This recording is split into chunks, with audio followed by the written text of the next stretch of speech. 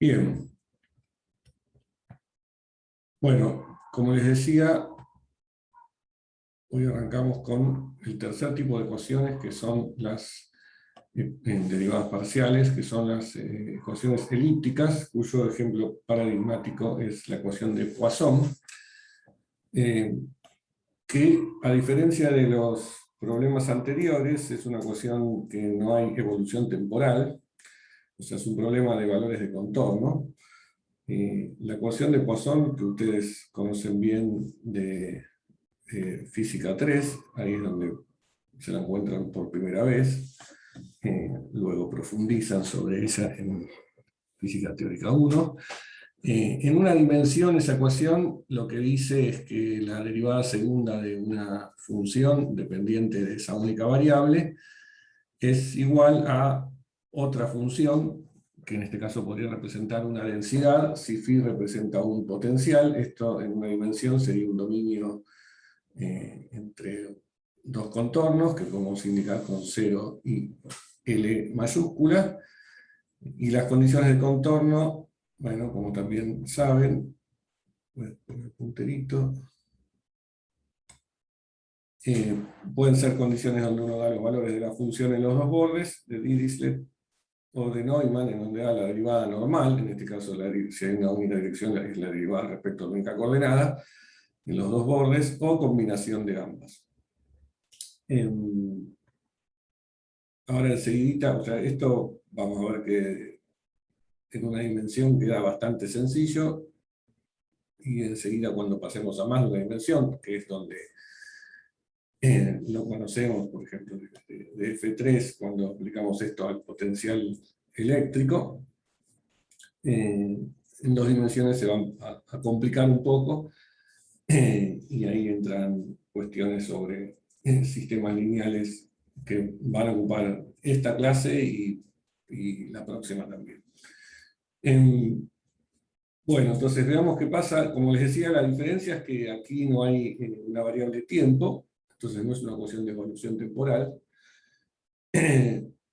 aunque después vamos a ver que algunos de los métodos que se proponen para resolver estas ecuaciones en forma numérica involucran algo que es similar o equivalente a una evolución temporal.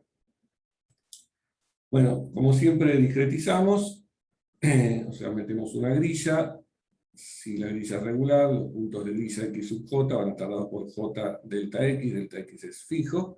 En el caso de una grilla regular, los valores de la función en cada punto de grilla los llamamos phi sub j, o sea, la función phi que queremos averiguar en esos puntos xj, y la otra función que aparece en la ecuación de Poisson, que como dijimos, podría representar una densidad de carga, en el caso que sean cargas, lo que estamos estudiando, campo eléctrico y potencial eléctrico, bueno, el valor de la densidad de carga en el punto XJ lo llamamos R rho sub J. Si discretizamos como de la forma más directa y obvia que uno podría hacer, la derivada segunda usando diferencias finitas centradas, bueno, eso lo sabemos de la primera o segunda clase, que lo aproximamos por este stencil de dos puntos a izquierda y derecha, y entonces simplemente si uno reemplaza esto en la ecuación diferencial, pasando el delta x para el otro lado, lo que me queda es esto que está aquí recuadrado. Normalmente uno lo que quiere resolver es para los puntos internos, supongamos que llamamos phi 0 al borde en x igual a 0 y phi sub n grande al borde en x igual a l, y tenemos condiciones de contorno de Dirichlet. Entonces estos dos van a ser datos, los conocemos, y los valores internos los indicamos como phi 1 hasta phi n menos 1. Con esto podemos armar una tira, un vector, y esta ecuación se va a poder escribir en forma matricial, como habíamos visto en las clases anteriores, que también hacíamos con las otras ecuaciones, no tanto la reactiva como la de difusión. Bueno, en forma matricial, ¿cómo quedaría? Lo que queda es una matriz A por este vector phi, igual a un vector de datos, o de cosas que uno conoce en general, donde también van a estar metidas acá las condiciones de contorno. Digo datos porque en general estamos planteando un problema canónico en el que uno conoce la densidad, la distribución de cargas, y lo que quiere es averiguar el potencial eléctrico en ese dominio. Sí, acá estoy en la diapositiva.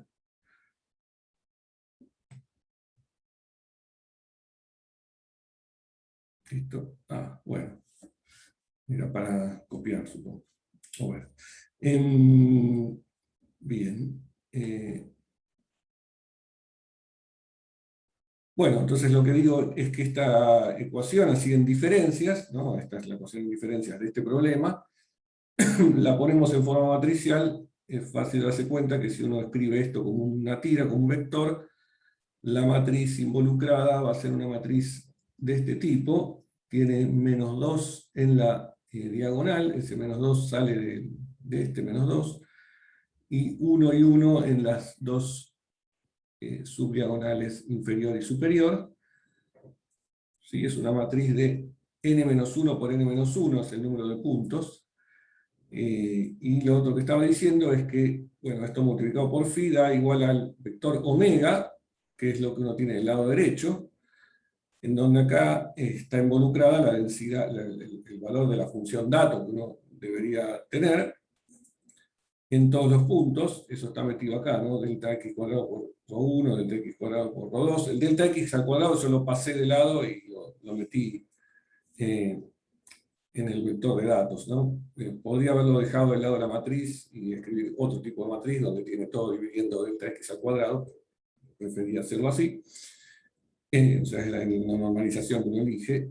Pero bueno, lo que les decía es que acá también están involucrados los valores de contorno. ¿Por qué? Porque, por ejemplo, para el primer punto, para el punto φ1, en esta ecuación uno se da cuenta que interviene para φ1, ¿no? Para j igual a 1, interviene del lado derecho, bueno, tengo ρ1, que se supone que lo conozco, pero del lado izquierdo tengo φ0 y φ2, ¿no? O sea, φ1 más 1, 2, y φ1 menos 1, 0. Φ0 es un dato de las condiciones de contorno. No lo estoy incluyendo como vector incógnita. Si lo hago de esa manera, entonces lo tengo que pasar del lado derecho como parte del vector de datos. Y lo mismo en el otro borde, me va a pasar con φ sub n. ¿Sí? Que es el que corresponde al punto n-1. Bueno, uno entonces, si quiere obtener esta solución de este esquema en diferencias, lo que tiene que hacer es invertir esta matriz diagonal y formalmente se obtiene phi como la inversa de la matriz A multiplicada por el vector conocido de datos omega. Bueno, entonces es lo mismo que nos pasaba cuando hacíamos la ecuación de difusión y proponíamos el método de Crank-Nicolson, ¿no? Que estaba basado en el trapezoidal, que era un método implícito y que como era implícito había que invertir una matriz. En una dimensión también nos quedaba que había que invertir una matriz tridiagonal, y como vimos en la clase pasada, justamente, una forma de hacerlo eficiente es usando ese algoritmo TDMA de matrices tridiagonales, ¿sí? Debido a este señor Thomas. Era un método recursivo y que permite obtener la solución en forma exacta del sistema discreto, ¿sí? O sea, ese método nos provee un resultado de la solución directamente. O sea, en eso el método estaba hecho de forma tal que directamente me da los valores incógnitas de la función en los puntos de grilla en forma exacta. O sea, es la solución exacta del sistema discreto, ¿no? Es decir, que debería aproximar y converger a la solución exacta del problema de la ecuación diferencial original. Bueno, entonces es lo mismo acá y uno ya está. Sabemos cómo hacerlo. Esto se puede generalizar un poco, digamos, las ecuaciones elípticas abarcan más de ese ejemplo que acabamos de ver, que es la ecuación de Poisson. Una forma más general, en una dimensión, podría ser esta que está escrita acá, en donde están involucradas tanto la derivada segunda de la función como la derivada primera y la función misma, multiplicadas por otras funciones que en principio uno conoce, estas f, g, h y omega también. Si esta sería una forma más general de una ecuación elíptica que uno se puede encontrar, en una dimensión en este caso, de nuevo, y como dije antes, tampoco acá está el tiempo metido, o sea, sigue siendo un problema de valores de contorno. Las condiciones de contorno, también en su forma más general, tienen este aspecto. Pueden involucrar tanto a la función como a su derivada, si esto sería como una cosa combinada, en donde uno puede tener Dirichlet y puede tener Neumann, en los dos bordes del problema, que acá indiqué con x0 y x sub n para ser bien genérico, escritas de esta forma, las condiciones de contorno se llaman de Robin, debido a un señor Robin, que no es el compañero de Batman, y el cual Mauro ha sufrido durante gran parte del último año, trabajando en un problema en donde tiene que hacer numéricamente imponer este tipo de condiciones, un problema complejo como es estudiar magnetohidrodinámica con contornos. Justamente porque tiene contornos es que lo hace complicado. Bueno, si alguno quiere molestarlo a Mauro, pregúntenle sobre eso. Bueno, esto entonces, ¿cómo se hace? Numéricamente para discretizarlo, hacemos lo mismo que antes, discretizamos las derivadas. La derivada segunda la vuelvo a discretizar de esta forma, ¿sí? Centradas, y si quiero mantener esta aproximación de segundo orden, que es la que involucra aquí en esta derivada centrada, en diferencias finitas centradas, también hago lo mismo para la derivada primera, ¿sí? Este sería un esquema de segundo orden para la derivada primera, y nada, esto es lo que obtengo. Esto se puede reescribir o escribir de esta forma, donde de nuevo lo que están involucrados son combinaciones de los valores de la función en un punto a izquierda y un punto a derecha, y en el punto mismo que estoy considerando, multiplicados por coeficientes que son todos estas combinaciones, donde acá intervienen el delta x al cuadrado y el delta x, pasando las cosas para que todo me quede, digamos, con la máxima potencia arriba en los coeficientes que multiplican, ¿no? Y no me quede ningún delta x dividiendo. También las condiciones de contorno hay que escribirlas así. Acá uno de nuevo se encuentra con que tiene que elegir si hace aproximación de primero o segundo orden en las derivadas. En este caso, esto está hecho a primer orden, en la aproximación a la derivada en los contornos son de primer orden aquí. Sí, y nada, se escriben de esta forma. Esta sería esta condición de contorno,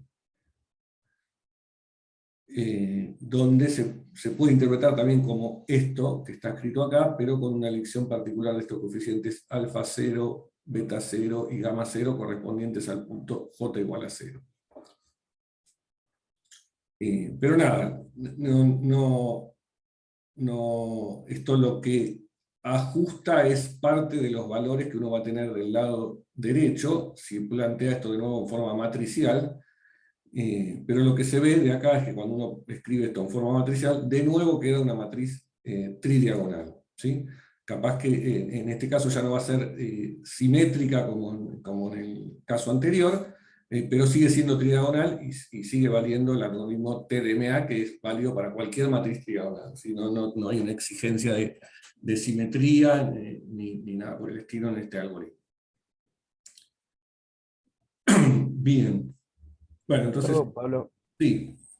En este caso, o sea, F, G, H también son conocidos, ¿no? Sí, claro. Ok. Sí, sí. Bien. Claro, en el ejemplo anterior, G era 0, H era 0 y F era 1. Era muy sencillo. Pero sí, podría uno toparse con alguna ecuación en donde tiene esta píndara. Bien, bueno, pasemos sí ahora a un caso que sí conocemos, que conocemos de otras materias y aparece mucho, que es la extensión en dos dimensiones, cuyos ejemplos, como dije, paradigmáticos son el potencial eléctrico o también el gravitatorio, que uno en realidad la fuerza gravitatoria la ve en F1, y ahí no ve tanto esto de la ecuación de Poisson, pero se podría hacer una vez que uno lo aprendió en F3, puede volver para atrás y decir, bueno, esto también valía para el potencial gravitatorio. En ese caso, bueno, la ecuación es, acá es la suma de la derivada segunda, que esto era, uno lo podía escribir como un laplaciano, ¿sí? El operador nabla al cuadrado aplicado a la función phi, que es la suma de las derivadas segundas, igual a la densidad de carga, en el caso de que sea el potencial eléctrico, en los puntos x, y. O sea, ahora el dominio pasa a ser bidimensional, y podría tener cualquier forma. Para simplificar las cosas y plantearlas numéricamente en forma sencilla, supongamos que estamos con un dominio rectangular, es decir, que x se mueve entre 0 y un Lx, e y se mueve entre un 0 y un Li.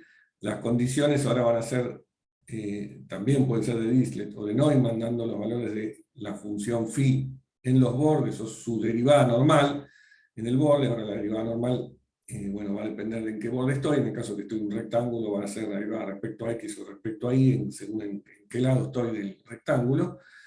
Nada, esto, como dije, no tiene por qué ser así, y de hecho ustedes habrán visto ejemplos en F3, o más bien por ahí en FT1, donde los dominios pueden ser de otra forma, aunque en general no termina siendo cosas circulares o por el estilo, no demasiado elaboradas, pero podría ser un dominio más complicado, en donde ahí los métodos numéricos sirven para poder resolver problemas en dominios más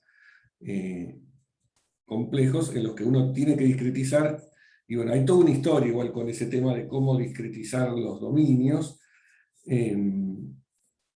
porque no hay una forma única y obligatoria de hacerlo. Acá estoy contando siempre la forma más directa y cuadrada de hacerlo, que es justamente con una grilla cuadrada.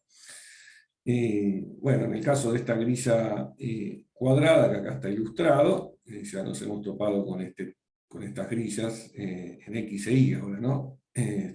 Recordemos que estamos en un problema espacial de valores de contorno. Para X uso el índice Y, para Y uso el índice J. Si estoy parado en el punto IJ, que acá está marcado, mis vecinos a derecha e izquierda son I-1J, I más 1J, y mis vecinos arriba y abajo son IJ menos 1, IJ más 1. Esta sería la discretización. Entonces los XY son I por delta X, y de nuevo lo puedo mover desde 1 hasta n-1, reservando para 0 el borde. En este caso sería el borde izquierdo, para cuando I vale 0. Y Y sub J es J por delta I. Si el dominio es rectangular, o porque yo quiero poner más puntos de grilla en una dirección que en otra, lo puedo hacer. Si por algún motivo necesitase o supiese que mi función puede variar mucho más rápidamente en una dirección que en la otra, entonces me doy la libertad de elegir el n y el m, o sea, el número de puntos de grilla en una dirección diferente a la de la otra. Eso podría ocurrir, por ejemplo, si yo sé que esta densidad, esta función dato que me dieron, tiene variación más rápida en y que en x, entonces uno podría presumir que para resolver mejor las cosas, mejor poner más puntos de grilla en la dirección donde esto varía más rápido. O sea, si tiene gradientes fuertes más en una coordenada que en la otra, eso lo ataco numéricamente haciendo eso. Y las derivadas segundas las discretizo, ambas, como también ya habíamos visto. Ahora para la derivada en X moviéndome a izquierda y derecha, y para la derivada en Y moviéndome arriba y abajo. Estas son las dos aproximaciones en diferencias finitas centradas, ¿no?, para las derivadas. En el caso particular en el que la grilla, además de ser regular, o sea, regular solo significa que delta X es fijo y delta Y es fijo, ¿sí? En el caso que además la grilla es simétrica, o sea, delta x es igual a delta y es un único valor que llamo delta, entonces esta ecuación, que ahora al discretizarla tengo que reemplazar esta derivada segunda por este kernel y esta derivada segunda por este otro, reorganizando un poco y pasando el delta al cuadrado que tengo acá abajo para el lado derecho multiplicando, me queda así. Es decir, me queda la suma, ¿sí?, de los valores en todos los vecinos, al punto en cuestión que estoy considerando, menos 4 veces el valor S, o esto se podría escribir dividiendo todo por 4, entonces me queda acá el promedio de los valores vecinos, menos el punto en cuestión, igual a, si hago eso dividir por 4, menos delta cuadrado dividido 4, la densidad de carga en ese punto que estoy considerando. ¿Sí? Si no fuesen delta x y delta y iguales, bueno, me queda algo similar a esto, pero con coeficientes diferentes para cada uno de los phi's. Bien, bueno. Bueno, ¿qué pasa ahora entonces cuando yo, digamos, con esta forma de organizarme y de poder resolverlo ordenadamente, planteo un sistema matricial? Así que no es otra cosa que eso, que es ordenarse para poder resolver en orden punto por punto. Bueno, o sea, lo que veo en este tipo de ecuaciones es que los valores incógnitas están acoplados entre sí, es decir, valores en un punto me están vinculados con los valores en los otros puntos, en este caso con todos los vecinos. Lo cual ya me da un indicio de algunos métodos que vamos a proponer para resolver teniendo en cuenta eso. Pero por ahora quedémonos con la resolución exacta de estos sistemas discretos.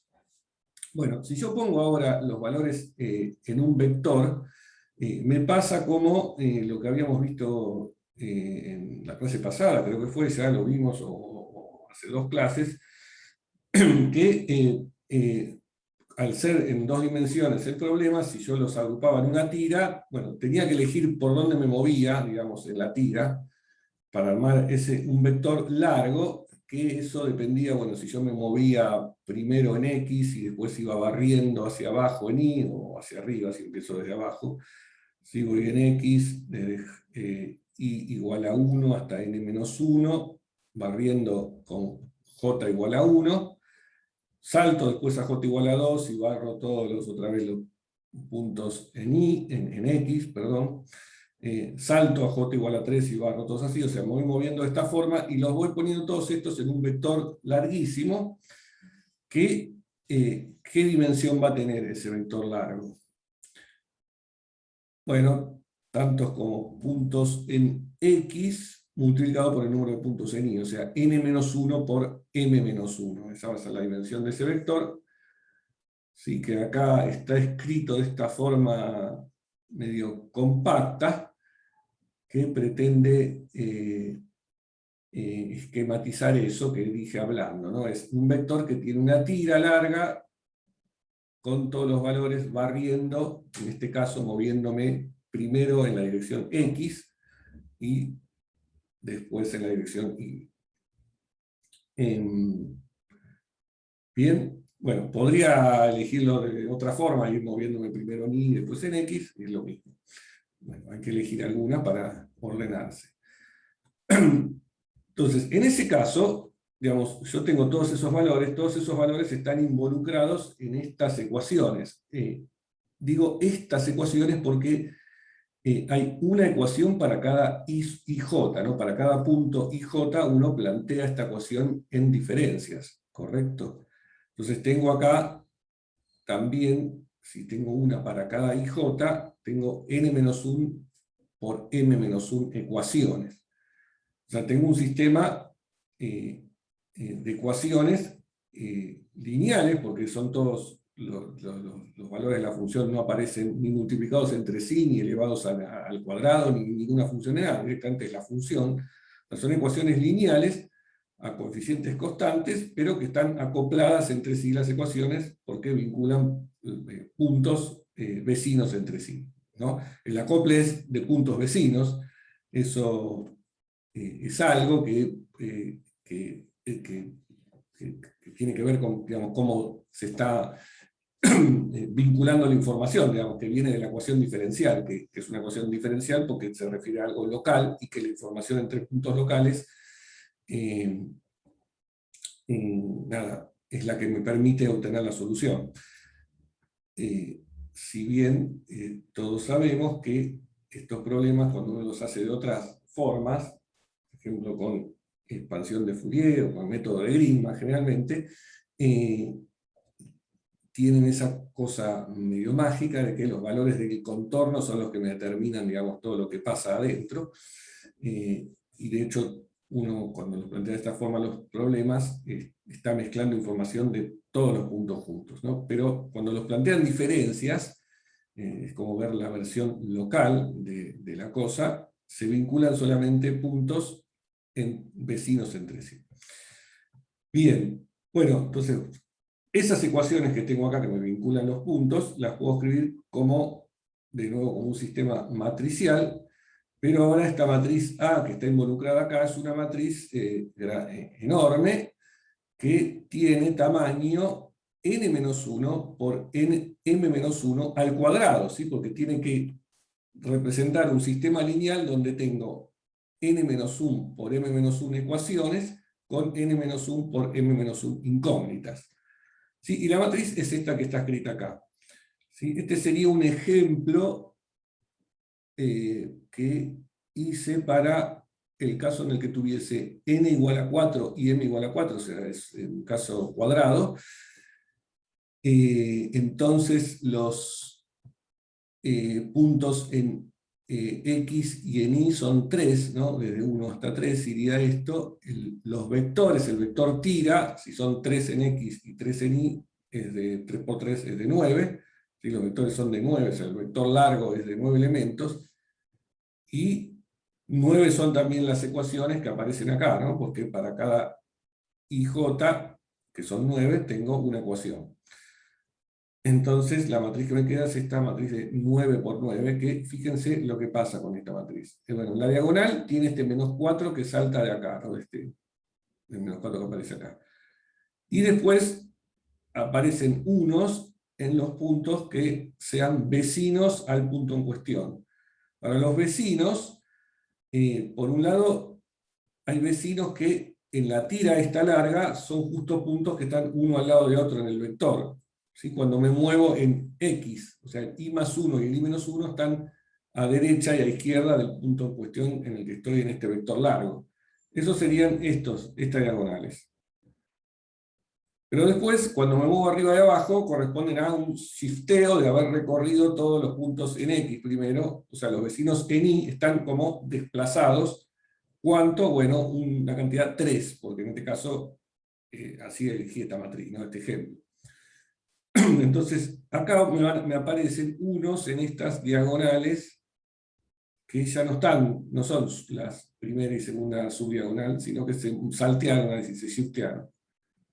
Esto arruina nuestro algoritmo TDMA que conocíamos para matrices tridiagonales, porque esta deja de ser una matriz tridiagonal, si bien sigue siendo una matriz bastante rala, porque tiene muchos ceros, pero ya no es más tridiagonal y estoy zonado con ese algoritmo.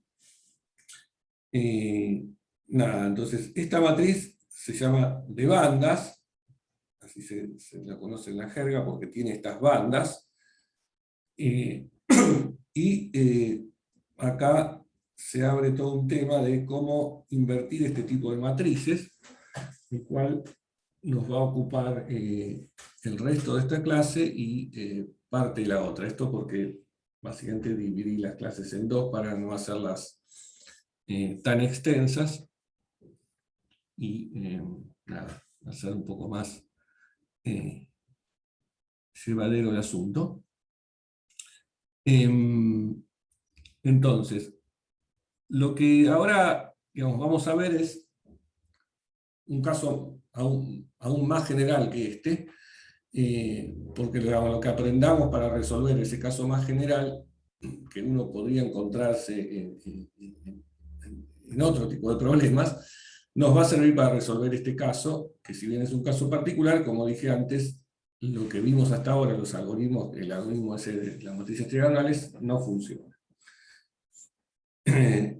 Entonces, bueno, esto pasa a ser entonces un tema de álgebra lineal y involucra, digamos, cómo resolver un sistema lineal en general de ecuaciones lineales.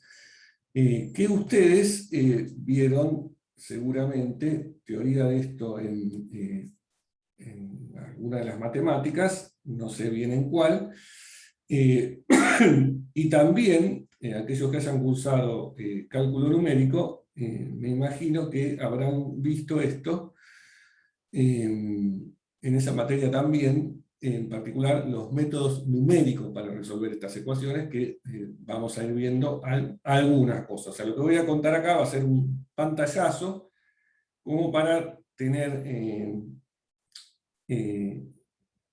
ese conocimiento de una materia que apunta a los métodos numéricos.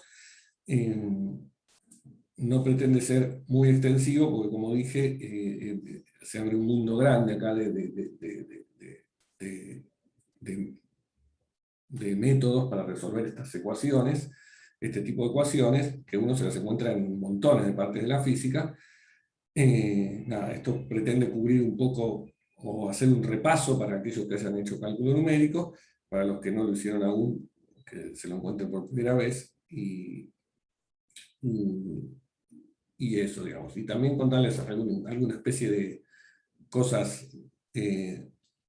nuevas que se están haciendo en este tipo de problemas, que los matemáticos dedican grandes esfuerzos. Bueno, entonces, planteado así, digamos, como un problema de ecuaciones lineales, lo cambié un poquito acá la notación, ¿sí? Llamé U a la función incógnita, ahora la que venía llamando phi, que venía de phi de la letra que uno usa para el potencial eléctrico, pero esta ahora podría ser cualquier función incógnita. El sistema matricial escrito de esta forma, desarrollado sería de esta forma. Estoy pensando en una matriz ahora de M chiquita por M, me estoy guardando la letra N chiquita porque después la voy a usar para iterar, y prefiero mantener la notación de iteración con el N como veníamos haciendo con los problemas de evolución temporal. Nada, desplegado, digamos, este sistema lineal sería de esta forma. Los elementos de la matriz A en el lugar IJ los llamamos A chiquita IJ, y este sería el sistema este de M por M. Bueno, obtener la solución de este problema, si es invertible, y normalmente uno en física se encuentra con estas matrices que sean invertibles, se obtiene como, nominalmente, como que el resultado es la inversa de esta matriz por el vector omega que uno tiene en el lado derecho.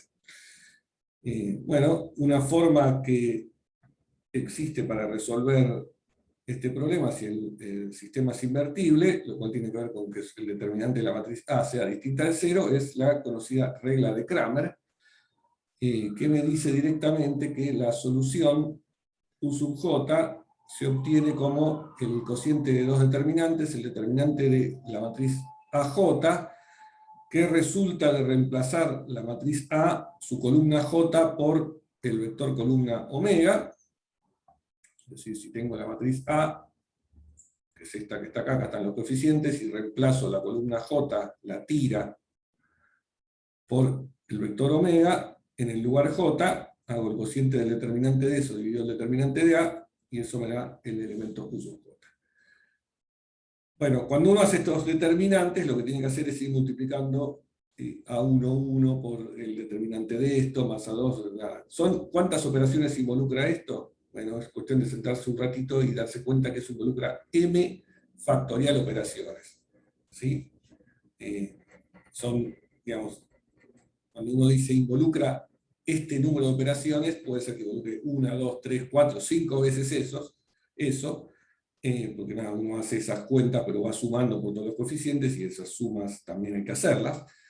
Pero lo que domina del número de operaciones es este m factorial, que podría ser algo enorme si estoy con un sistema grande. Imagínense que yo acá, en el ejemplito que puse antes, me quedó una matriz de 9 por 9, pero esto fue para una grilla súper modesta de 4 por 4 o 3 por 3, ¿no? Porque los puntos de incógnita eran 3. Pero si uno quiere resolver este problema numéricamente en una grilla decente, por lo menos 100%, ya se encuentra con matrices de 10.000 al cuadrado, y si los quiere resolver usando la regla de Kramer, tiene que hacer 10.000 al cuadrado factorial operaciones, ¿no? O sea, nada, un delirio que tardaría mucho, y como muchas veces alguien podría decir, bueno, pero normalmente estos problemas de Poisson, vos los querés resolver una sola vez, entonces, bueno, dale, hacelo, si lo quiero exacto y no quiero caer en nada numérico, ya la parte numérica la hice en la discretización. Bueno, dos comentarios de eso. Una, hacer todas estas cuentas en una computadora involucra también un montón de errores de redondeo que me arruinan las cosas. Esa por un lado. Pero por otro lado, muchas veces pasa, y eso pasa, por ejemplo, en fluidos, cuando uno quiere resolver los problemas de fluidos usando esquemas en diferencias, tiene que resolver esta ecuación de Poisson en cada paso, en cada iteración, ¿sí? O sea, una forma algo vamos a ver después, digamos, cuando una forma de resolver la ecuación de Navier-Stokes involucra resolverla, además de la ecuación para el campo de velocidades, hay que obtener la presión en cada paso. Y esa presión se obtiene resolviendo una ecuación de Poisson, que resulta de tomarle la divergencia a la ecuación de Navier-Stokes, ¿no? Y ahí salta que aparece, o sea, cuando uno le toma la divergencia a la ecuación de Navier-Stokes, hay un gradiente de presión ahí, que la divergencia de ese gradiente me da el laplaciano, y me queda como una ecuación de Poisson. Entonces, esa la tengo que ir haciendo en cada instante. Ahora, si en cada instante tengo que hacer este número de cuentas, nada, voy muerto. Esto no va a ser muy eficiente. Bueno, sabemos ya de matemática que esta regla de Kramer sirve para hacer las cosas en teoría, y me viene a la mente, me acuerdo algo de F3, donde se usa la regla de Kramer, por ejemplo, para demostrar el teorema de Thevenin de circuitos, pero en la práctica ya directamente, aún sin recurrir a métodos numéricos, hay formas más astutas de resolver un sistema lineal, y la más directa y obvia es la que se conoce con el nombre de eliminación de Gauss. La idea de la eliminación de Gauss, que me imagino que la conocían, pero acá la repasamos, es poner un nombre a algo que uno haría, digamos,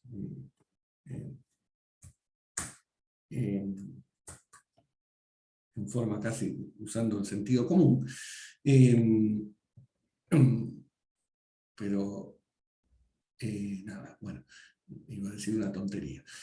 Bueno, entonces, lo que uno hace es eliminar las incógnitas sucesivamente hasta que solamente me quede una. Por ejemplo, ¿en qué consiste eso? Digo, supongamos que empiezo eliminando U sub 1. Entonces lo que hago es multiplicar la ecuación 2, ¿sí? Donde estoy numerando las ecuaciones, perdón, ahí que hice.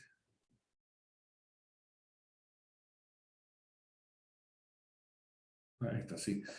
La estoy llamando a esta ecuación 1, a esta ecuación 2, a esta ecuación... acá veo que está mal esto. Debería decir omega m, ¿no? Hay un error. Vamos a corregirlo. No me gusta cuando tenemos estos errores.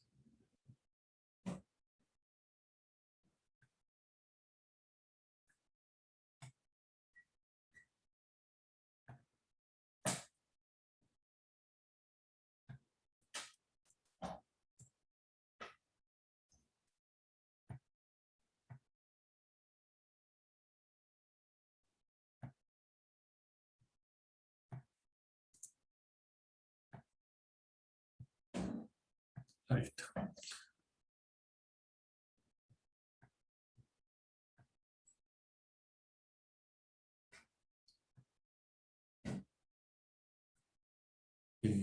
Perdí el chat. O sea, no quería decir algo por así.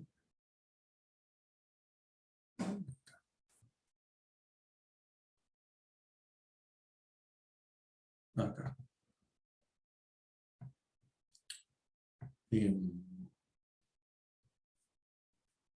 Bueno, entonces, ¿qué hago?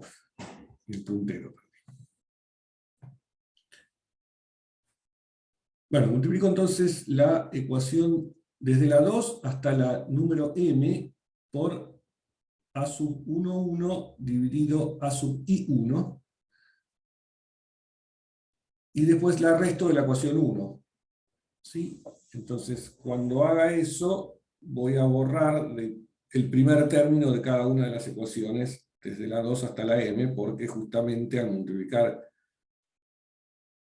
por A1, 1 dividido a I1 y restarle, me queda este mismo término, ¿no? Este A sub 1, 1 en todas, A sub 1, 1 por 1 en todas. Entonces al restarlas, me quedan de esta forma. Entonces eliminé de acá, de estas ecuaciones 2AM, la variable U1.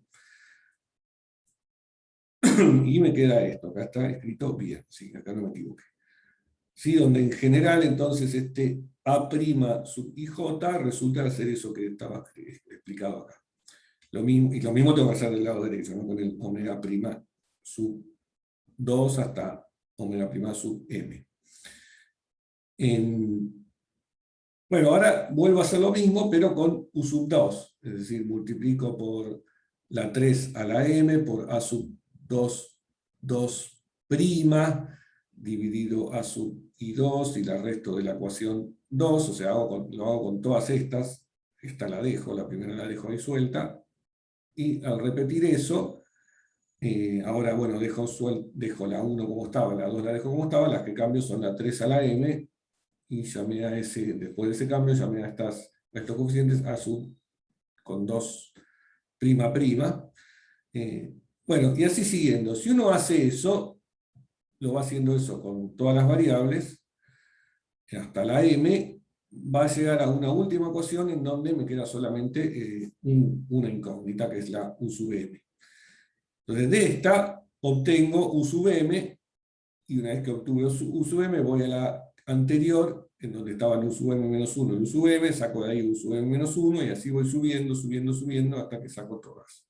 ¿Sí? O sea, lo que me queda es un sistema triangular que es fácil de despejar en orden de una por una, los términos, ¿no? O sea, esto, entonces, lo que formalmente uno dice es que lo que está haciendo, cuando está haciendo esto, es factorizar la matriz A original que tenía en dos matrices triangulares, L y U. L viene de lower y U de upper. Entonces, esto sería en forma genérica lo que uno hace cuando hace esa operación de sustitución o de eliminación. Entonces lo que uno está haciendo es reemplazar esta A por esta multiplicación de estas dos matrices, una triangular inferior y una triangular superior, y obtener finalmente la solución como la inversa de esas matrices, como está escrito acá. Sí, a esto se lo llama también, que es la eliminación de Gauss, pero también lleva el nombre de factorización LU. Es un método muy conocido de inversión de matrices, o de obtención directamente del resultado de las incógnitas. En el caso en el que la matriz original A sea simétrica y definida positiva, es decir, que el ensanguchado de un vector con la matriz, o sea, que definiendo el producto interno con esa matriz como elemento del producto interno, que sea siempre positivo. En ese caso, hay otra alternativa a este método, que es debido a un señor Cholesky, pero que se basa en la misma idea, solo que la simplificación es que L es la transpuesta de U. O sea, estas dos son transpuestas entre sí. En el caso más general esto no tiene por qué ser así. Bueno, lo que importa de este método es que el número de operaciones escala ahora con m al cubo. ¿Sí? ¿De dónde sale este m al cubo? Bueno, sale de estas operaciones que uno va haciendo, ¿no? Esta. Entonces acá lo que hago... Uy, quise mover esto y lo chequé. Acá lo que estoy haciendo es agarrar estas ecuaciones 2am y multiplicarlas, hacer todas estas cuentas, digamos, con cada una, pero el número de cuentas que tengo que hacer son m, pero lo tengo que hacer con cada uno de los elementos, o sea, acá en esta operación hay un número de operaciones de orden m al cuadrado, ¿no? En este paso ya directamente, que es multiplicar cada uno de estos coeficientes, que son m alineados así y m alineados así, ya estoy haciendo m al cuadrado de operaciones. Y como después esto lo tengo que hacer otra vez con cada uno de los coeficientes, ahí me salta el m extra o el m al cubo, ¿no? O sea, lo vuelvo a hacer con el U2 de nuevo y así, siguiendo. ¿Sí? Entonces el número de operaciones involucradas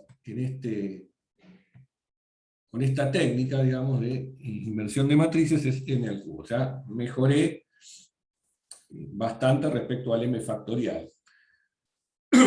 Pero sigue siendo un número alto de operaciones y la idea es que vamos a ver si podemos mejorarlo con otro tipo de esquemas, pero que esos otros tipos de esquemas que van a mejorar en cuanto al número de operaciones que hay que hacer, no van a ser exactos, digamos, van a estar basados en un método que se llama el tipo iterativo, o sea que va a ser una aproximación numérica a la solución.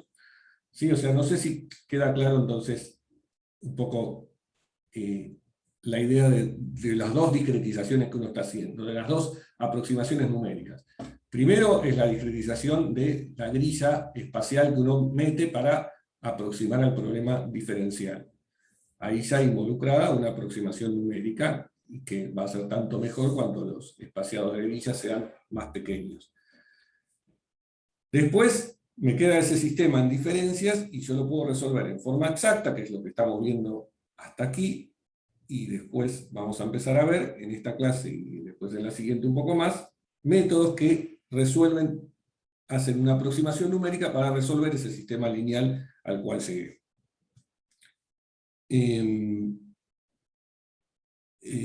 Bueno, lo que tenía acá para comentar es que en general existen paquetes de resolución de estos sistemas en los lenguajes de programación. Históricamente empezaron a hacerse en Fortran, luego se extendieron a C, y ahora también en Python, que es el lenguaje que estamos usando en el curso, hay algún que otro paquete del cual van a hablar más en la práctica, cuando lo usen. Un paquete muy conocido de álgebra lineal, o sea, ¿de qué estoy hablando ahora? ¿No? Uno podría, por ejemplo, directamente programar en un código para resolver este problema numérico de la ecuación de Poisson, programar la eliminación de Gauss o esta factorización LU, que es la única que vimos hasta acá, ¿no? Hacer un programita que haga esto. Uno lo hace a mano, pero existen ya programas hechos que forman parte de librerías, y la más conocida librería de álgebra lineal es la que se llama LAPACK, la sigla en inglés Linear Algebra Package, que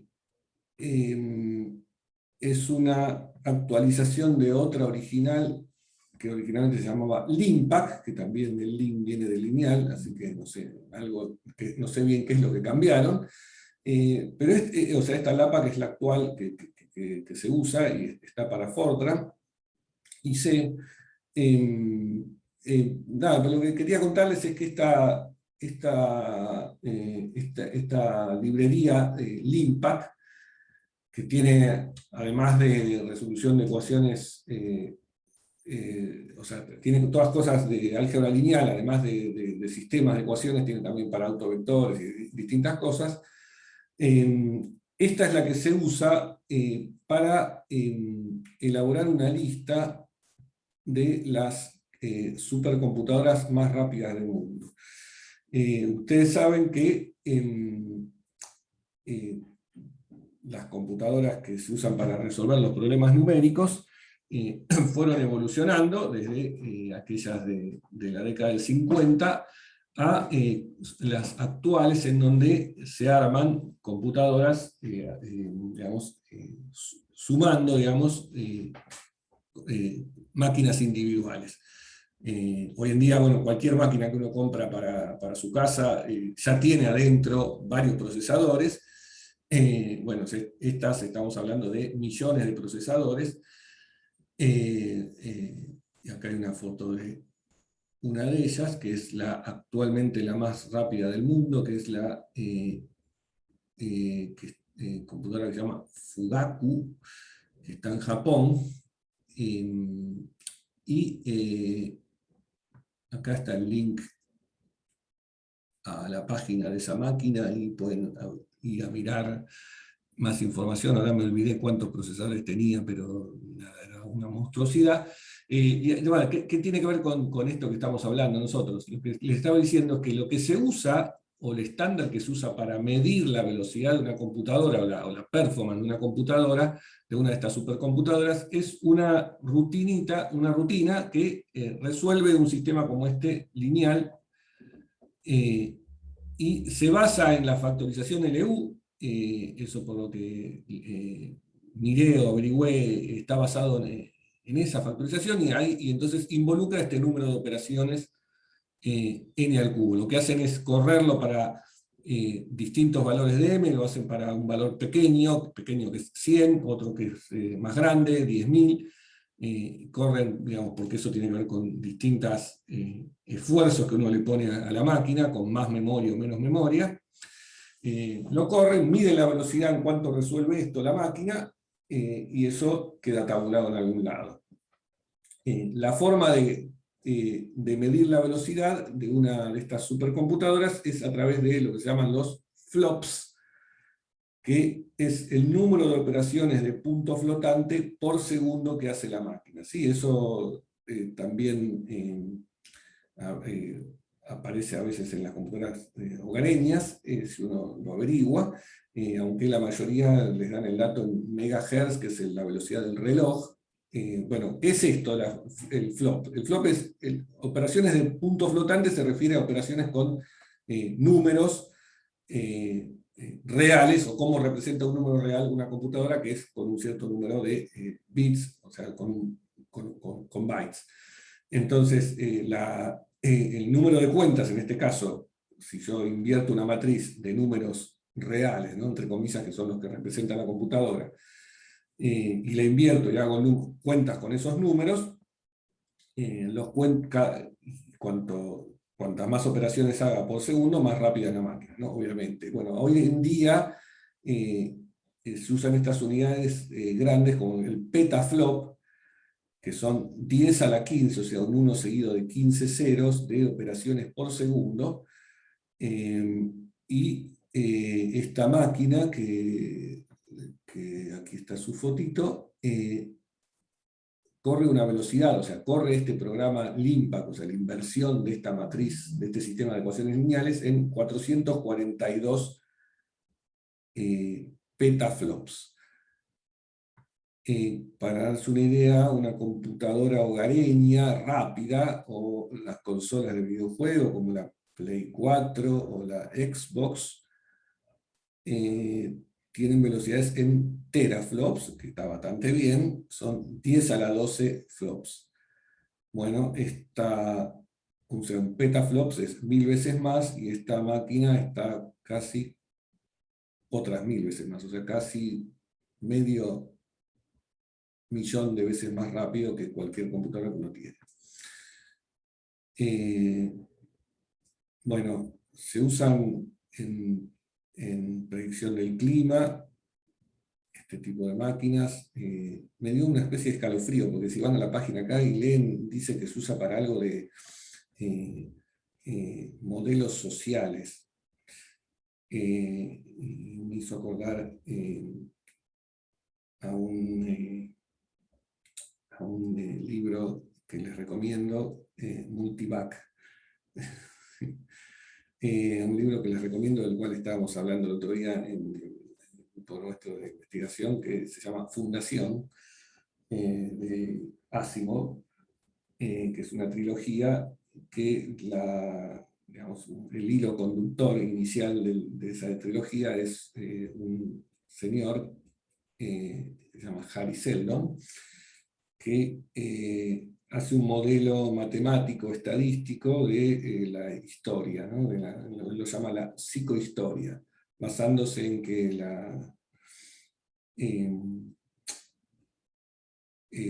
lo que importa no es tanto la psicología individual de los individuos, sino la estadística, ¿no? Entonces mezcla cosas que conocemos nosotros de nuestra carrera de FT3, de física estadística, con cosas de psicología, de la cual no conocemos nada. Y nada, está buenísimo, sí, como acá dice Ezequiel, yo me lo devoré en mis tiempos mozos, en pocos días. Pero bueno, me hizo acordar cuando leí esto de esta máquina que la usaban para modelos sociales, y no sé, después voy a tratar de averiguar un cacho más de a qué se refiere. Pero bueno, los japoneses capaz que tienen algún Harry Seldon ahí. Después, bueno, acá también está el link a este top 500, que lo pueden chusmear. De otras máquinas que hay unas de IBM en Estados Unidos. Bueno, hay una competencia, obviamente, esto es visto como una competencia. Esta lista se actualiza cada 6 meses. Hasta hace un tiempo era una cultura china la que estaba en el top, en el número 1. Y bueno, a los yanquis no les gustó nada eso y se ocuparon de ganarle, pero después los japoneses también, y así siguiendo. ¿Qué tan lejos estamos? Y nosotros estamos lejos. En Argentina hay un sistema de cómputo, que es un esfuerzo que se ha creado para tener una supercomputadora aquí, pero en realidad ese sistema se basa más en la solidaridad de los distintos centros que hay en Argentina, que son bastante más chicas las computadoras. Hoy no estoy al tanto de cuál es la más grande que hay, porque hasta hace un tiempo había una en el MinSit que tenía del orden de los 5.000 procesadores, pero claro, no, ni por las tapas estamos en el top 500 ni nada. Esa máquina se llama Tupac. Y después había otra en Córdoba, que creo que se llama Mendieta, que creo que ahora tiene más procesadores que aquella. Ahora, en cuanto a la performance en flops, no la sé. Mal yo, que tendría que haber averiguado un poco. Pero bueno, pueden tratar de buscarlo también. Después hay una reciente que está en el servicio meteorológico, que ahí estuvo Pablo Minini. Sí, sí, busquen. Tupac es la del MinSit. Busquen, les voy a escribir acá. Ahí está, mira. Facu está, bueno, 4.000, sí, no estaba tan lejos, 4.000 cores. Claro, pero tiene también, claro, ¿qué otra cosa hay involucrada en estas máquinas? Hay estos cores de NVIDIA que son GPUs, ¿no? Unidades gráficas que son muy rápidas, pero no tienen tanta memoria. tienen la limitación. En Internet dice que hay una que se llama Serafín. Ok, esa será la de Córdoba, que le cambiaron el nombre, porque antes se llamaba Mendieta. Sí, de la Universidad de Córdoba. Bien, gracias, Julián. Tiene 156 teraflops. Bien. O sea, 156 PlayStations. Super. No desconfíe. Los amigos cordobeses. Sí. Se supone, bueno, como les estaba contando, esto. Lo puedo escribir acá. El SNCAD. Este es el Sistema Nacional de Cómputo, en donde uno puede pedir, bueno, eso sí existe, que los investigadores pueden pedir tiempo de cómputo en estas máquinas, y se les asigna por una selección, como una especie de concurso, y usarlas. Es decir, se supone que estas máquinas que están por todo el país, en algunos lugares, no en todo el país, pero en algunos lugares, en Córdoba, y como les dije, está del MinSIT, son compartidas, o sea, las pueden usar no solo los que están allí en esos institutos, sino también gente de otras partes.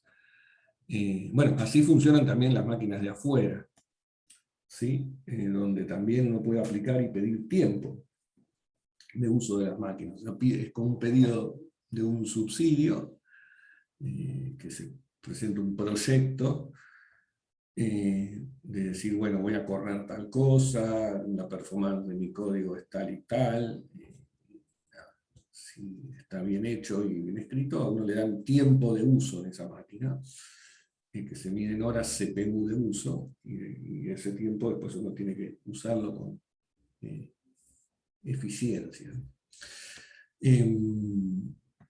Sí, estamos lejos de esa lista. En una época recuerdo que Brasil había metido una en el top 500, ahora no sé si sigue siendo así.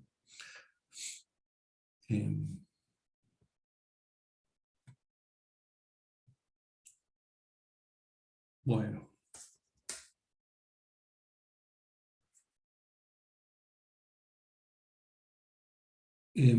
Bien, entonces, volviendo a nuestros sistemas lineales, o sea, lo que hacía eso es medir la velocidad de ese sistema, de esas resolución de esos sistemas. Me acordé de algo, ¿no? Siempre pensé, ¿sabés los flops que tienen las computadoras del DF? Dirac o Sakura. No sé.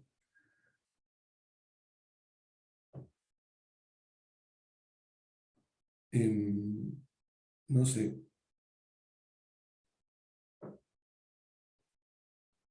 En cuánto andamos nosotros. O sea, eso habría que preguntarle a Pablo, ¿no? Y si él corrió. Acá está, mira. Muy bien, Facundo, ayudándonos. 18 teraflops Dirac. Y Sakura tiene un poco menos, pero... Sakura, no sé si corrimos alguna vez, no sé si Pablo alguna vez corrió el Limpak para ver la velocidad medida de esa forma, ¿no? Porque es como un estándar esto. Yo iba a hacer un comentario negativo sobre esto, para mí, que siempre lo pensé, es que esta forma de medir la velocidad de una computadora lo que mide más que nada es la velocidad de la CPU.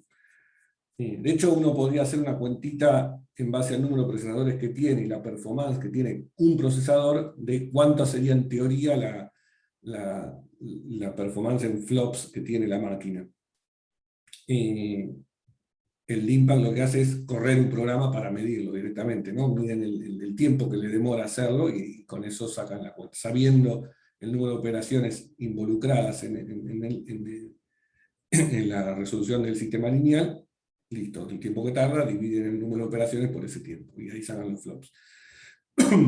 Lo que tiene es que los sistemas lineales, en realidad, cuando se paralelizan, de esto no hablamos nada, ¿no? Pero o sea, hice un salto, digamos, dije, acá hay un sistema lineal, este es el número de operaciones que se hacen, y después me mandé para contarles esto de las supercomputadoras.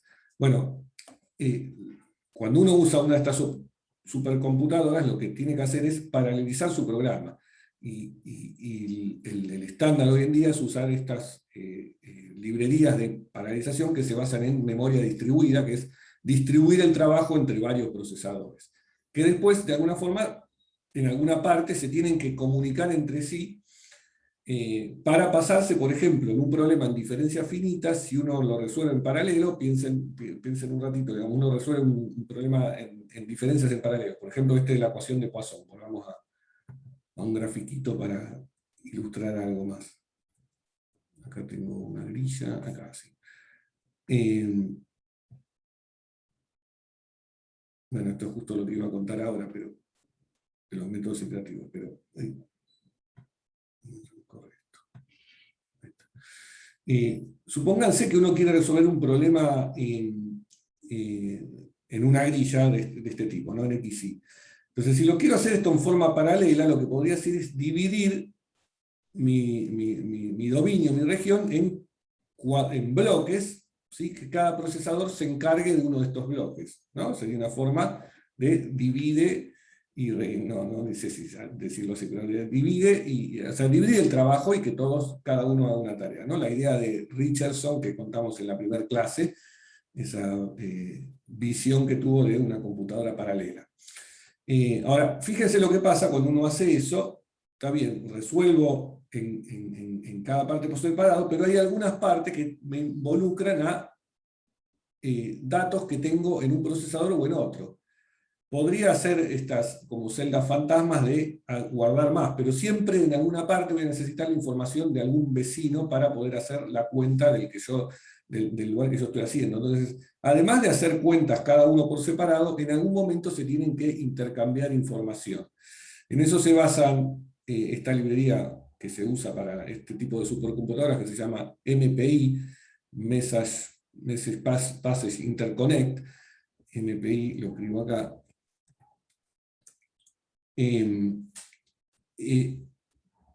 Justamente son librerías que permiten intercambiar datos entre un procesador y otro, básicamente. Eso es, lo cual también lo puede hacer uno en una misma, una misma máquina que uno tiene, que tiene varios procesadores, y a cada procesador le da para hacer alguna parte de la cuenta, y después se intercambian esos datos para hacer digamos, los valores en los bordes. Digamos, de ahí viene la necesidad de ese intercambio, ¿no? Cuando tengo que pasarle al otro mi información porque está en el borde justo de los dos subdominios en que yo dividí las cosas. Y en eso hay digamos, dos arquitecturas que uno puede hacer, que uno puede utilizar. Si estoy, por ejemplo, en una misma máquina, podría ser que yo tenga todos los datos en un único lugar de memoria, y todos los procesadores van y acceden a esa misma memoria, ¿no? Eso sería decir que la máquina tiene memoria compartida.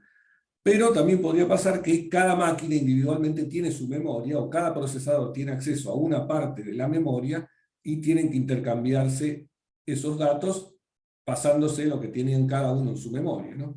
O sea, eso se llama memoria distribuida, y en eso se basa esta librería MPI.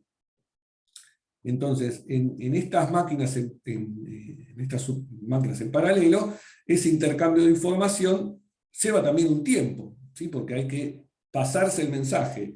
Entonces, ahí interviene toda una cuestión de medir los tiempos de envío de un mensaje a otro, algo que se llama la latencia, que es cuánto tardo en activarme y mandarle el mensaje, y además cuánto tardo en mandarle el mensaje. Hay cosas que también involucran, por ejemplo, aparecen en Internet y en la velocidad de los datos, o la velocidad de transmisión de datos. Entonces hay un aspecto de estas máquinas que es no solamente la fuerza bruta de cuántos procesadores tienen, sino también la intercomunicación. Y eso es algo que puede ser importante en una máquina, y que hace a que se frene, ¿no? Porque si yo tengo procesadores muy rápidos, pero después, para pasarse información de un lado a otro, de un procesador a otro tardan, son una carreta, voy a tener un cuello de botella en esa parte de la máquina, ¿no? En ese intercambio de información. Entonces, parte de las virtudes de una supercomputadora también es la intercomunicación. Y sobre eso hay toda una tecnología también, que empezó con tarjetas de Ethernet o de Fast Ethernet, que son lentas a nivel de una supercomputadora, a conexiones que hay hoy en día, que usan MIDI y otro tipo de sistema, que son mucho más rápidas y se pueden, o toros, o cosas así, de toros, porque tienen que ver con una topología rara de cómo se comunican los procesadores, no sé, unas cosas así impresionantes de cómo cómo se las ingenian para aumentar la velocidad de las intercomunicaciones, y uno va atrás de una de estas máquinas y ve que hay un enjambre de cables terrible. Pero ¿a dónde estaba apuntando? ¿No? Me acordé ahora hablando de esto del LINPACK.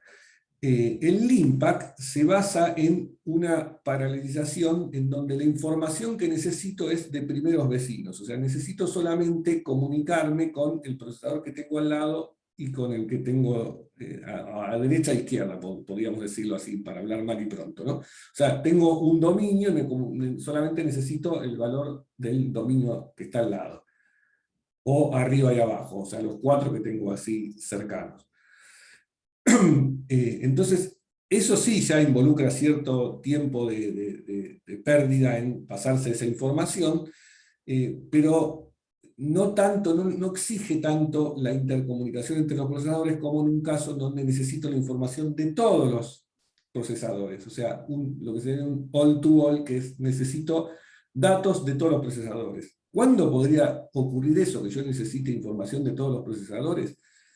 Bueno, cuando uso métodos basados en transformada de Fourier, que los vamos a ver en algunas clases aquí en esta materia, los métodos espectrales, que tienen la virtud de ser mucho más precisos numéricamente que los métodos en diferencias finitas, pero entre las desventajas que tienen, una es esta que estoy mencionando ahora, que es la necesidad de comunicarse todos contra todos. ¿Sí? ¿Por qué? Porque uno, para aproximar la derivada de una función, va a necesitar los valores de la función en todos los puntos. Es lo que hace uno cuando hace la transformada de Fourier, ¿no? Necesita, para ir del espacio real al espacio complejo, usa la información de todos los puntos para sacar los coeficientes de Fourier.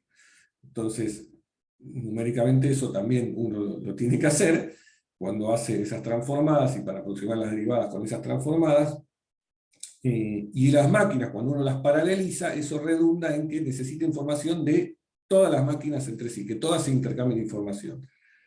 Entonces, una forma mucho más exigente de medir la velocidad de estas supercomputadoras sería usando, en vez de esta LINPACK y este sistema lineal, usar una paralelización de la transformada de Fourier. Eso sería mucho más exigente en cuanto a medir la velocidad. No sé qué pasaría con el top 500, cómo cambiaría, pero digamos, es algo que siempre pensé, no sé si la gente estas cosas las tuvo en cuenta. Y nada, bueno, me fui, pero quería comentárselos.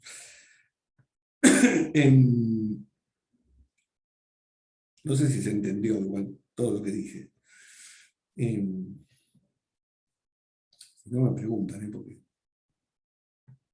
por ahí. La idea sí. Ok. Bien, bueno. Sigamos un poco con las cosas de la materia. Bueno, eso también es parte de la materia, hablar de cómo se usan las computadoras para resolver estos métodos, ¿no? Bueno, lo último que quería contarles, y en realidad voy a empezar ahora, pero después voy a seguir más en la clase próxima, son los que se llaman métodos iterativos. Es decir, ahora la idea va a ser, en vez de resolver la inversión, o sea, recordemos hasta dónde, en dónde estábamos, ¿no? Uno tenía que resolver un sistema lineal, por ejemplo, con la ecuación de Poisson en 2 dimensiones ya se encontraba con una matriz de bandas, ese sistema lineal lo puede resolver en forma exacta. Acabamos de ver una forma de hacerlo más o menos eficiente, que es la factorización LU, o la eliminación de Gauss. Bueno, y alternativas a eso para mejorar la velocidad, digamos, o el número de operaciones que uno tiene que hacer, son los métodos iterativos, pero que me dan una solución aproximada al sistema, ¿sí? Lo cual termina siendo no muy grave, porque ya tengo un nivel de aproximación en la elección de la grilla. Esta va a ser un nivel de aproximación en otro aspecto, que es en la resolución del sistema, pero como después ustedes van a ver, y cuando vean los ejercicios, cuando lo vean en la práctica, van a ver que las cosas van bastante bien. Bueno, el primero de esos métodos es el que se conoce con el nombre de Jacobi, debido a este señor Jacobi, que ustedes conocen de mecánica clásica, es el mismo. Entonces repasemos. Habíamos visto que la ecuación de Poisson en 2 dimensiones, discretizada, tenía esta pinta, en este caso con una grilla regular y simétrica, tanto en X como en Y. Esto, fíjense, lo puedo reescribir, lo había dicho hablando, pero acá ahora está puesto en la ecuación, bien explícitamente, lo puedo reescribir dejando el phi sub ij, o sea, en el nodo en cuestión que estoy mirando, y todo lo demás del lado derecho como el promedio de los 4 primeros vecinos de ese nodo ij, más este factor debido a los datos que tengo, ¿no? La densidad de carga que tenga. Entonces, una cosa que podría hacer es decir, bueno, voy a aproximar las cosas de esta forma. Voy a empezar primero con un valor de phi sub ij, que sea el promedio, por ejemplo, de los valores en los bordes, que yo los conozco, ¿no? O sea, sumo todos los valores de los bordes y digo, bueno, phi sub j vale eso igual, el mismo valor en todos los puntos, ¿no? Y lo que hago es después barrer, ir iterando por todos los puntos, recalculando el valor de phi sub ij en la iteración que sigue, como utilizando el valor con el cual arranqué, que era el promedio de todos los valores, bueno, y veo y hago esta cuenta, ¿sí? O sea, voy haciendo una iteración en la cual calculo el valor de phi sub ij en el paso siguiente, como el promedio de los valores en el paso anterior, más este dato que siempre tengo, ¿no? Entonces, la idea es que después de un cierto número de iteraciones que uno haga, que no sean muchas, la solución me vaya convergiendo, es decir, no cambie mucho entre paso y otro, o puesto de otra forma, que lo que se llama el residuo, que es la resta entre el paso, en un paso, la función en un paso y el paso en otro, tienda a cero. Eso sería decir que el método converge. ¿Sí? O sea, ¿se entiende el mecanismo, cómo funciona? Empiezo con algún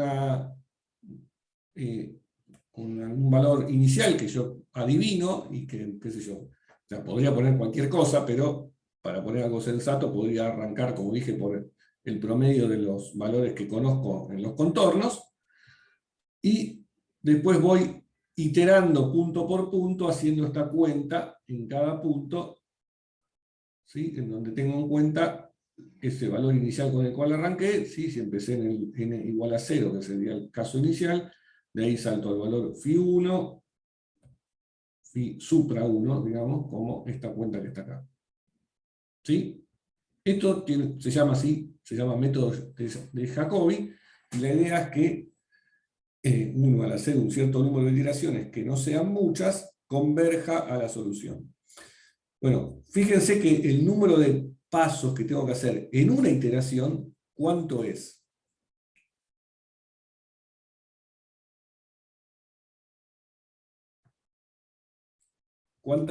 ¿De qué orden de operaciones tengo que hacer en un paso, digamos, de esto?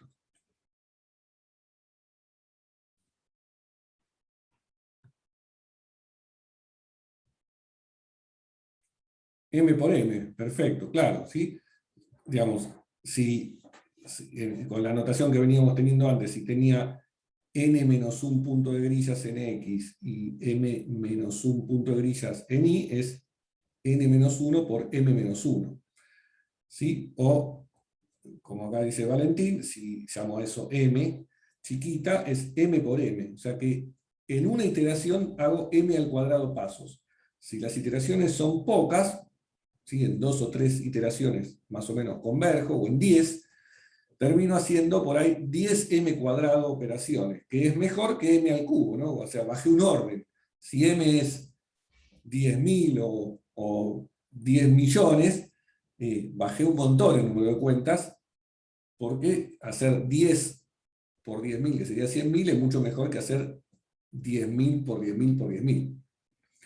¿Sí? Bajé en ese caso 1000 veces el número de cuentas que tengo que hacer.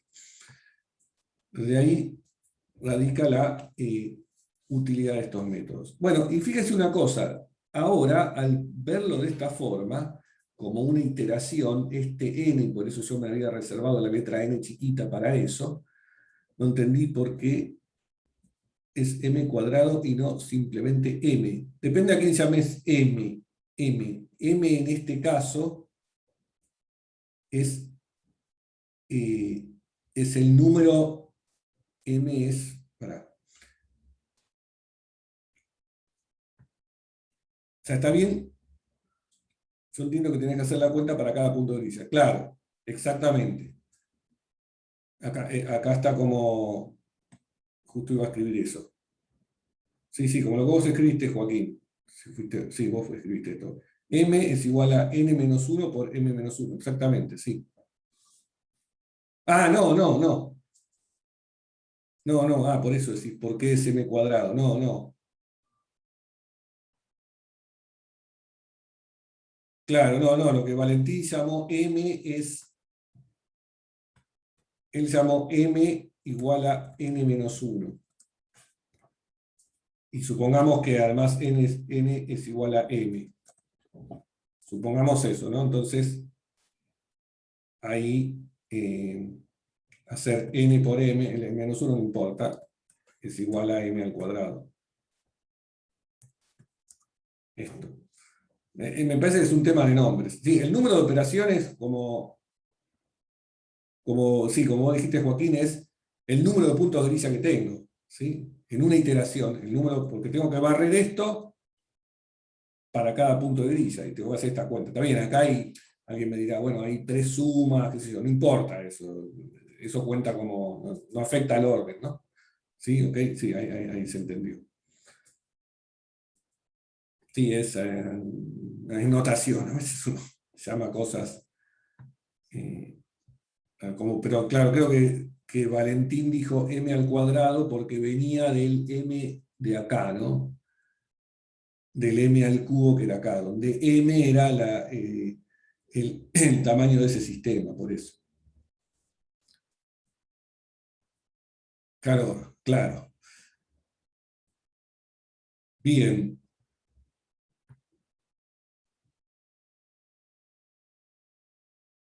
Bueno, ¿en qué estaba? Bueno, lo que estaba contando es que esto, uno lo puede interpretar, estas iteraciones, como una evolución temporal.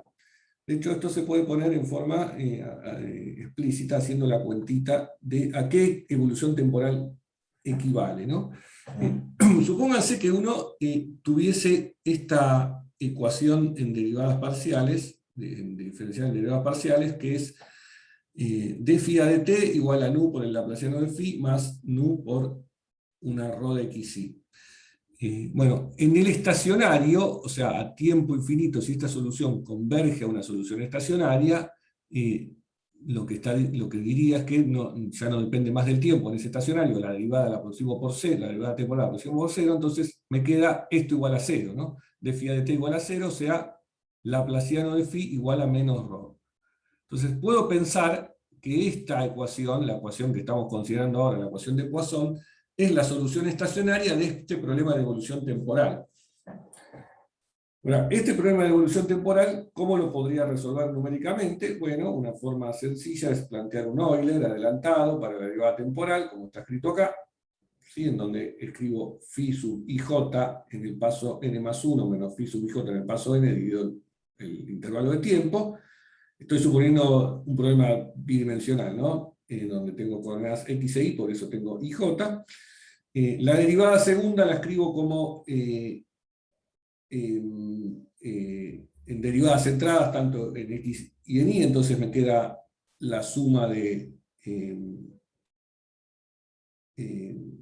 todo esto. Acá me está faltando está faltando esta ecuación está mal, ¿no? Me está faltando el phi sub ij en alguna parte, sí, el menos 4 phi sub ij me faltaría.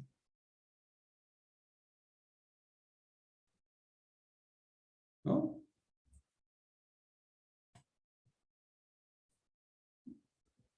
Porque, sí, sí. Está faltando aquí arriba. Ok. Mi obsesión. Dejamos ahora.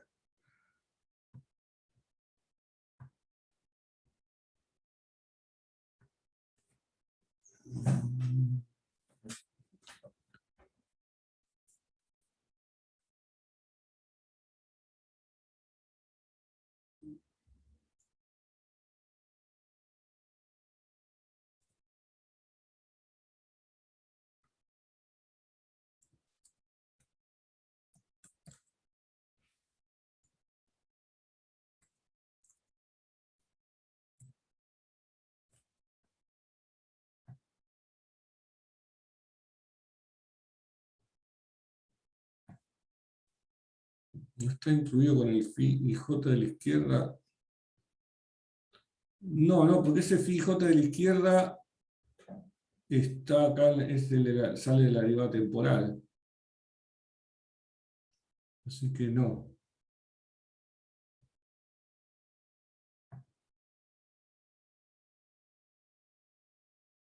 Creo que debería ser así, como estoy poniendo ahí abajo. ¿No?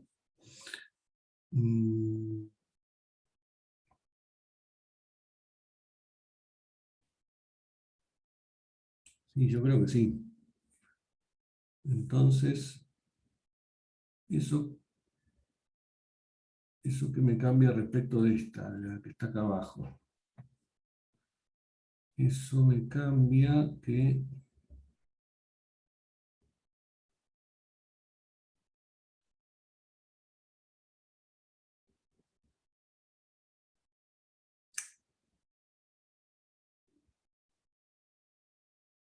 era un menos phi sub ij que se va.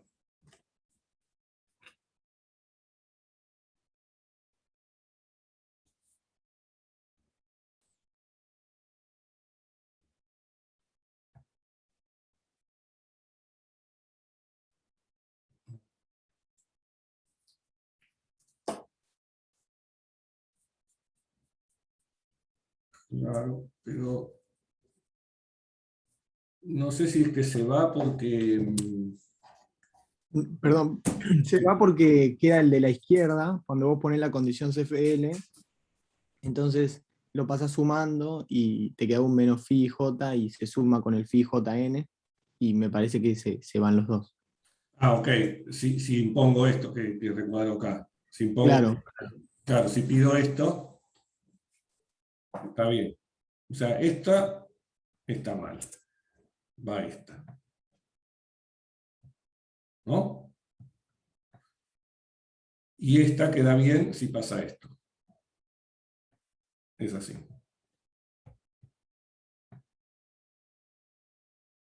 ¿Estaría bien ahora? Sí, ¿no?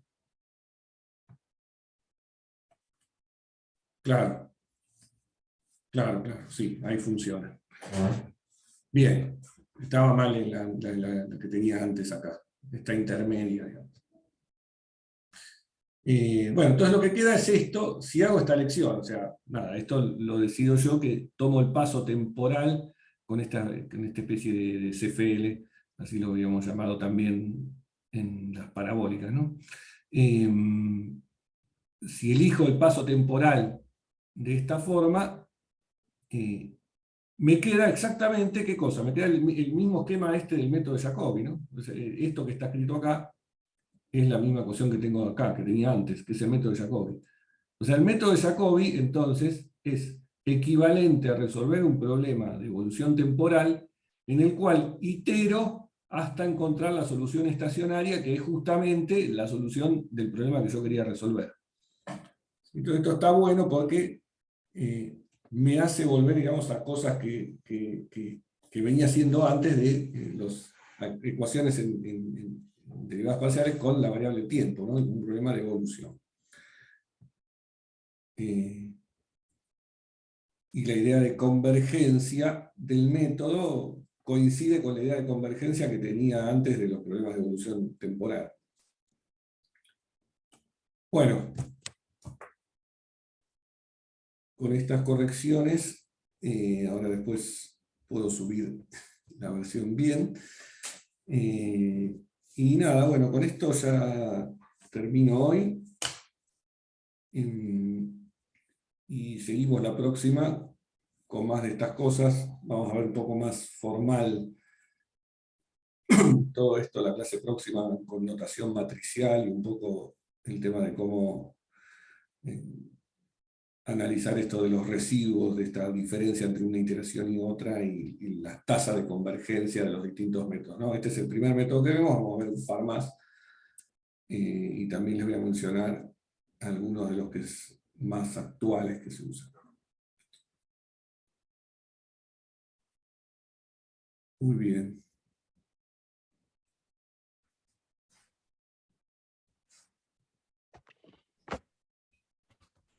Hola Pablo, Sí, y me quedó una duda con el orden de convergencia de los métodos. sí, Antes habíamos dicho con el método con eliminación de Gauss que la cantidad de operaciones iba como m al cubo, era del orden de m al cubo, sí, pero ahí esa m no es la cantidad de números de grilla, sí, ahí m es la cantidad de números de grilla, ¿no es cierto? sí. O Y sea, acá y también. si, claro, y en los métodos iterativos entonces es m, la cantidad de números de grilla, digamos, también. Sí, O sea que en realidad estarías bajando dos órdenes en vez de uno.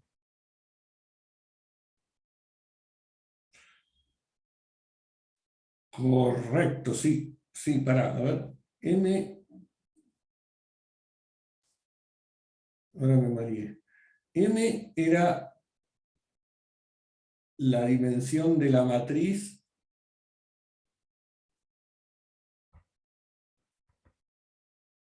No, el número, o sea, porque yo cambié, digamos, las letras, ¿no? Salté empezamos con un problema bidimensional que tenía, pongamos, para hacer la cosa fácil, que tenía n mayúscula puntos en una dirección y n mayúscula puntos en la otra, ¿no? Ok, O sea, en el problema bidimensional, digamos que n mayúscula o n grande era el número de puntos en cada dirección. O sea que el número de sí, puntos de grilla es n mayúscula al cuadrado. sí, Hasta ahí vamos bien. La matriz que te queda es el n al cuadrado, o sea, n a la cuarta, ¿no? sí. Bueno, sería un sistema de n cuadrado de ecuaciones, digamos. Claro, pero con n cuadrado incógnitas. Claro, Por eso es de... O sea, m chiquita ahí vale n cuadrado. sí, Si no me equivoco, sí, m chiquita vale n cuadrado, ¿no? Voy a anotar acá porque si no me voy a marear. N igual número de puntos en X. N, ¿Puedo hacer un comentario? sí, dale. Porque creo que hay un tema con que las matrices son como tribanda, ¿no? Y eso es como que te permite, porque si vos hicieras este método, donde asumís que la matriz es algo general, que no necesariamente es tribanda, entonces esto se vuelve m cuadrado, entonces solo baja un orden. Creo que el tema es que la eliminación gaussiana no es fácil aprovechar en la eliminación gaussiana, que es tribanda. Entonces, si vos pudieras aprovecharlo de alguna forma, sería m cuadrado para la gaussiana, para el método gaussiano, y m para este. Pero como no podés, me parece que lo que termina pasando es que termina quedando m cubo. Por eso es como que parece que ganas dos órdenes. Pero en realidad, como método general, para una matriz arbitraria, solo ganas un orden. No sé si esto aclara o está mal. Parece que... Pero, a ver, no estoy seguro de eso, porque ahí estaba escribiendo, ¿no? N es el número de puntos en X. N cuadrado sería el número de puntos de grilla. Y cuando yo armé la matriz me quedó de M chiquita es N cuadrado, ¿no? ¿Correcto? O sea, la matriz es de M por M.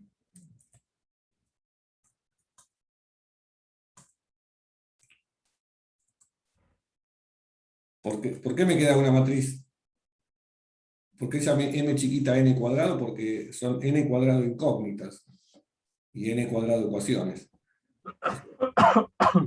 Entonces tengo una matriz de M chiquita por M chiquita. Y esa matriz, sí, está bien lo que vos decís. La matriz es de bandas, pero la factorización L1 no se fija en cómo es la matriz, no aprovecha eso, que sigue siendo rala porque tiene un montón de ceros, y hace fuerza bruta y la resuelve de esta forma. El número de operaciones que tiene que hacer es m al cubo, aunque muchas son multiplicar por cero, ¿eh?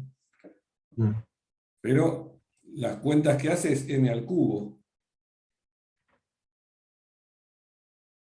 O sea, cuentas de gaussiana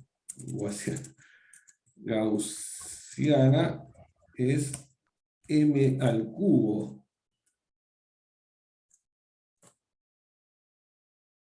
Y que si yo recuerdo que m era n cuadrado, eso me queda, o sea, n a la sexta.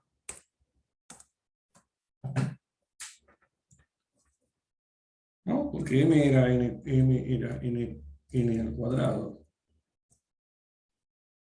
O sea, n a la sexta es el número de operaciones. Mientras que acá, con Jacobi, para hacer una barrida sola, hago n al cuadrado de operaciones. O sea, es cierto lo que decía, creo que era Junín, ¿no? Ganás más Sí. ganás mucho más que lo que yo había dicho, porque por eso. Y está bien lo que vos decís, Facundo, pero el L1 se aviva de que tiene ceros ahí. Y usar Jacobi te baja un orden en M, y usar que estribanda te baja otro más. Pero Facu, ¿no es que ya con Jacobi solo estamos bajando dos órdenes? Porque pasamos de m al cubo en gaussiana a Jacobi, que son m cuentas, m chiquita cuentas. Es que sí, pero estás usando de qué estribanda, porque ahí, acá donde como está, ya expresaste Ah, vos decís porque. que para Ok, un punto solo necesitas los 4 alrededor. Pero si fuera una matriz ok, ahí arbitraria, entendí. necesitarías los Sí, m sí. puntos de la matriz, del vector, perdón. Sí. Entonces, en teoría, Jacobi solo te baja un orden. Es como que Gaussiana o LU es m cubo y Jacobi es k por m cuadrado, donde k es la cantidad de iteraciones que vas a hacer. El chiste es cambiar esa m por un k, que en general va a ser mucho más chico, porque no sé, con un S ya converge bastante sólido. Y después, como acá sí puedo usar que es tribanda, ganas un orden más. Exacto. Sí, porque porque para cada iteración tienes que hacer una cantidad de operaciones que no depende de m. Exacto, sí, que está acotada, que son, en este caso, 4, qué sé yo. Perfecto, bien. Sí, es eso, sí, está bueno, sí. Pero claro, en la práctica, si vos haces LU fuerza bruta, vas a hacer n a la sexta, y con el Jacobi vas a hacer n al cuadrado por el número de iteraciones que hagas, que pues, no sé, k, pero podrían ser 10, 100, qué sé yo, no sé cuántas, pero ganás un montón. Pero bueno, esto va a estar bueno después que lo prueben. De eso estábamos hablando después con Mauro, porque creo que el Python tiene una rutina que se llama solve_banded, que me parece que usa LU. Y estaría bueno compararlo con un Jacobi o con, después vamos a ver el Gauss-Seidel, que mejora aún más. Estoy grabando todo esto que, bueno, estuvo bien igual.